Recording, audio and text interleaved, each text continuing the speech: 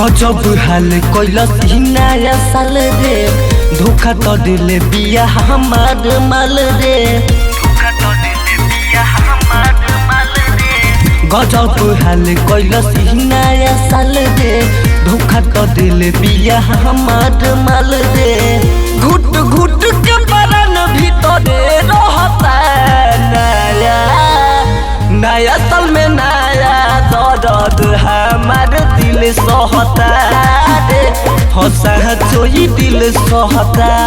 नया साल में नया दर्द हमार दिल सहता रे, हंसा चोई दिल सहता।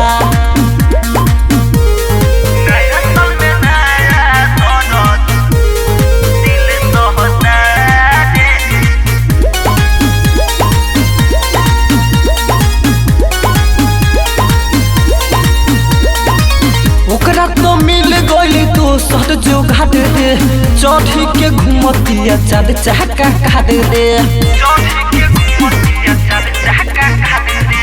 ओकरा तो मिल गई तो सट जो घाट दे, चढ़ी के घूमतिया चाँद चहका काट दे।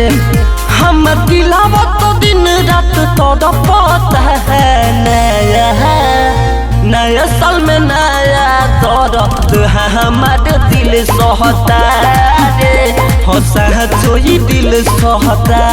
नया साल में नया दर्द हमार दिल सहता रे, हंसा चोई दिल सहता।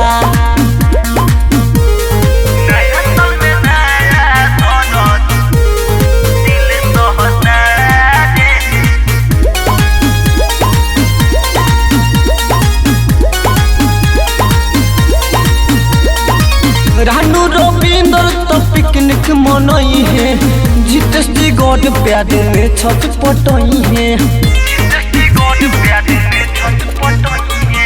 रानू सुरेंद्र तो पिकनिक मनई है, जितेश जी गॉड प्याद में छत पटई है। यार महेंद्र जुदाई में डहकता नया नया साल में नया दर्द हमार दिल सहता रे, हंसा चुमे दिल सहता रे।